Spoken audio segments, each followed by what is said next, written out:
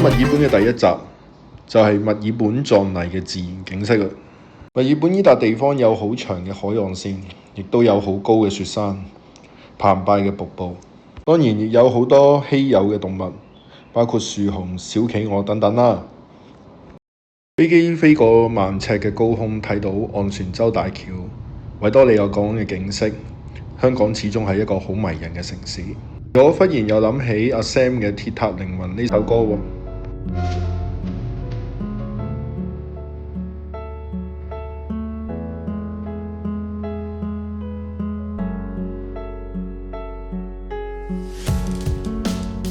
晨光初露，呢一覺其實瞓得唔錯嘅。接近9小時嘅行程，畫面綠草如茵。我終於嚟到南半球啦。因為我冇駕駛執照嘅關係，所以我跟咗3次嘅1日遊嘅。咁3次嘅1日遊去邊呢？1日咧就去大洋路啦，1日就去 Phillip Island 睇企鵝啦，另外1日咧就去 Lake Mountain 去睇雪山嘅。澳洲嘅山勢起伏不定，所以下一秒睇到咩景色，其實係非常之期待嘅。呢一日導遊帶咗我哋去睇 Brighton Beach 嘅彩虹小屋之後呢，佢話要帶我哋去一個神秘嘅地方喎。呢個地方就係 Backwalk Beach 同埋 Half Moon Bay 啦。天之藍，海之闊，岩石上棲息嘅雀鳥，老人與狗喺海邊上散步嘅慢生活，簡單純樸寫意。我突然之間喺海邊度又跑起嚟啦。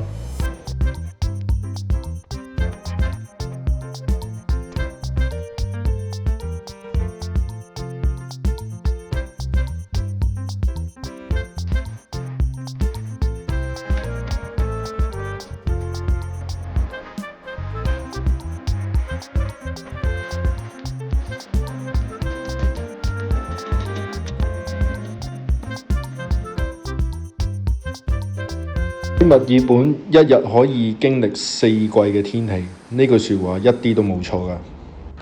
耶穌江嘅日落，換幅畫睇企鵝嗰陣時已經落起雨嚟啦。記得啦！如果攞住普通門票嘅話呢，一定要坐大看台嘅最右手邊，你先至有機會睇到企鵝㗎。如果唔係呢，你就係食住海風呢，坐1個鐘呢，你都係唔會睇到任何企鵝嘅。咁當然啦。你買越貴嘅門票呢，睇到企鵝歸巢嘅機會呢就會越大啦。不過近期呢，澳洲呢有 H5N1 呢，會巢嘅企鵝呢係比較偏少嘅。咁睇唔睇到企鵝呢，最終都係要睇你嘅運氣啦。咁我當日嘅運氣都唔差嘅，睇到有10隻企鵝歸巢已經好好㗎啦。隔咗1日喺基隆嘅油站出發。飲杯咖啡，晨咁早去邊呢？就係尋找墨爾本嘅重要自然景觀大洋路。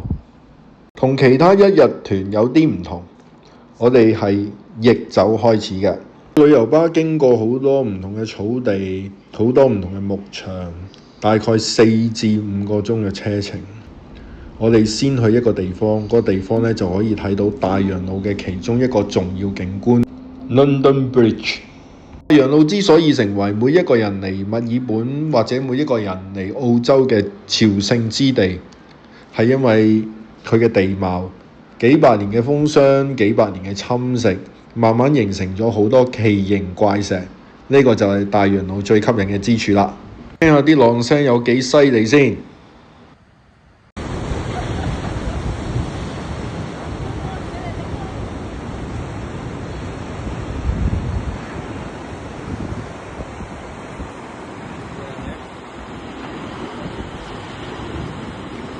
風起雲湧，千層巨浪，企喺最高嘅觀景台，望住浪花一朵朵咁打埋嚟，何其壯觀係咪啊？此時此刻，你呢一刻諗起啲乜嘢呢？喺我睇呢個風景嗰一刻，我就係體會到一樣嘢，人係非常之渺小，只係一粒微塵嚟嘅啫。世界之大，果真浩瀚無比。窮一生嘅精力同時間都可以係走不完嘅。呢度係 The Ark，係大洋路嘅第二個景點。同時間你會見到 Lock Art Gorge 同埋 Razorback 呢兩組奇形怪石嘅。Razorback Rock 依嚿石咧，你遠睇咧就好似一塊好大嘅刀片一樣咁樣剃落去海嘅中心，分開兩邊。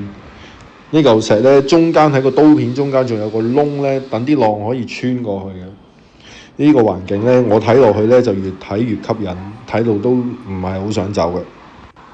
一日來回大洋路咧，其實係有啲辛苦嘅。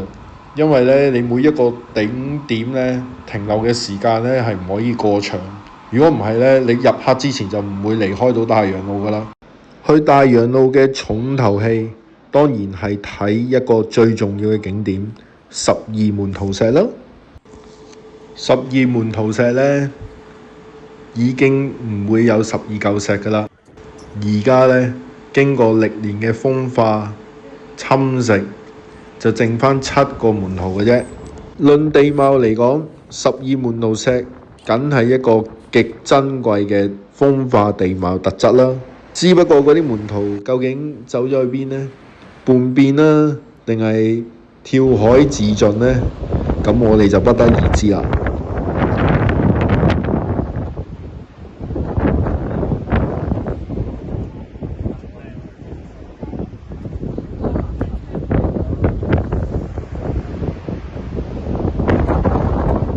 風聲一過，我哋又重回原點。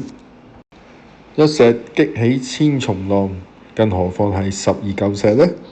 門徒石嘅最終命運掌控於一個人嘅手裏邊，就係上。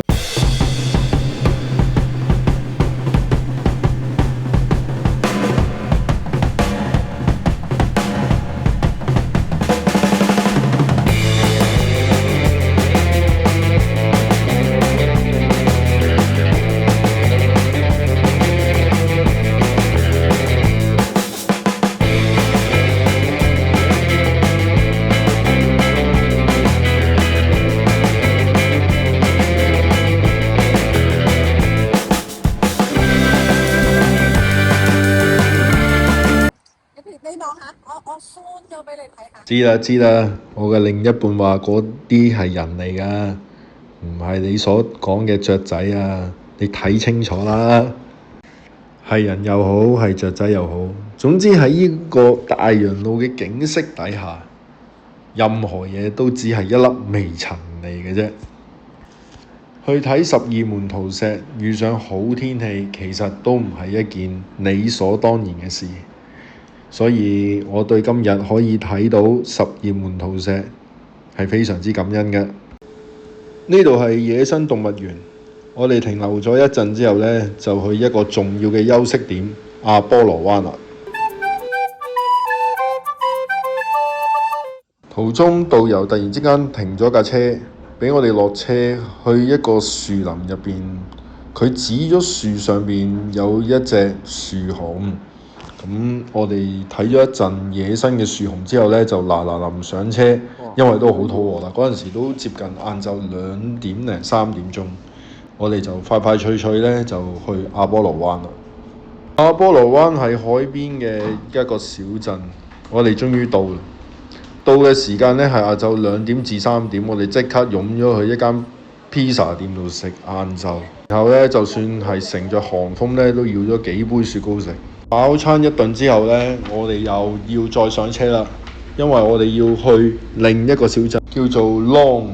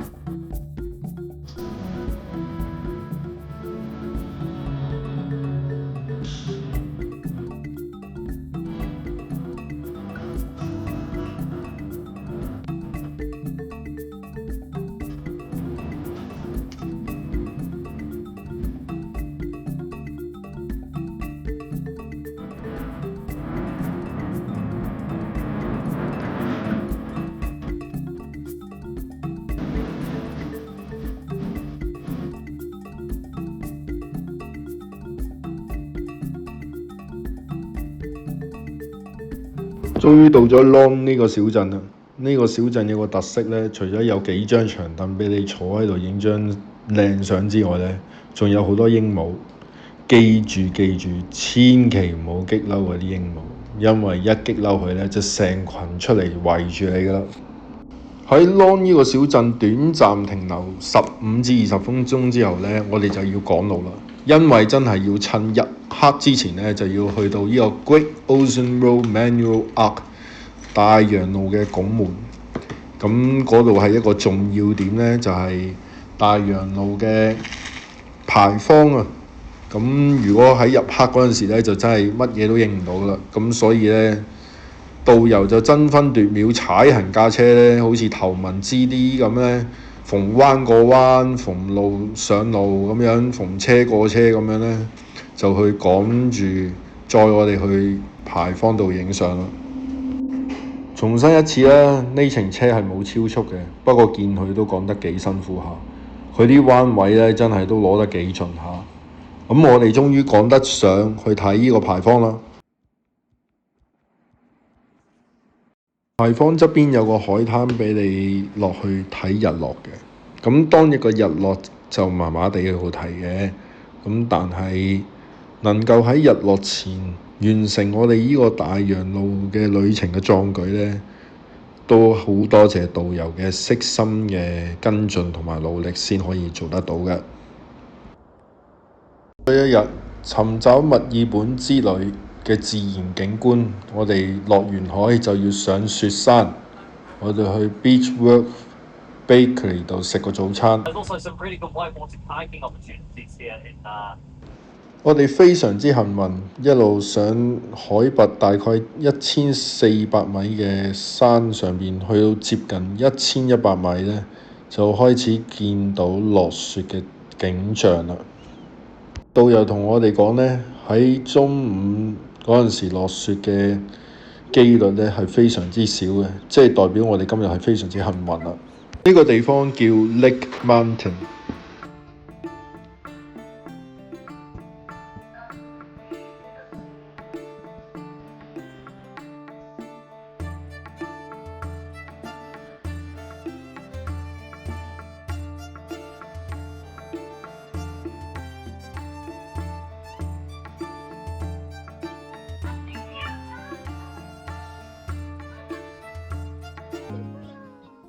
對於我哋嚟講，掟雪球、砌雪人係一個非常之奢侈嘅玩意，因為喺我哋居住嘅地方係根本冇可能見到雪嘅。咁所以呢，我哋喺呢個雪山上面都大玩特玩啦，玩到呢連食飯嘅時間都差啲唔記得咗啦。我哋喺雪山上面呢玩得非常之盡興。雖然租一對雪鞋都比較貴，大概29蚊澳幣，咁但係呢，我哋都玩到唔捨得走啦。導遊話帶我哋睇瀑布，唔係頭先嗰個，係眼前呢個至真。Stephenson's Falls 呢個瀑布雖未至於滔滔江水嘅連綿不絕，但係佢嘅水力呢係可以用嚟發電嘅，咁都算幾架勢㗎啦。跟住導遊帶我哋去睇一間朱古力廠喺 Yarra Valley 嗰度嘅，咁再睇埋啲菩提子園，我嚟釀酒嘅。第一輯尋找墨爾本大自然之旅，隨住飲咗呢杯朱古力奶之後呢，就告一段落啦。維省圖書館古典而優雅，墨爾本大學莊嚴而神聖。下一集第二輯。山水百景號會帶大家尋找墨爾本人文之旅，下期再會，拜拜。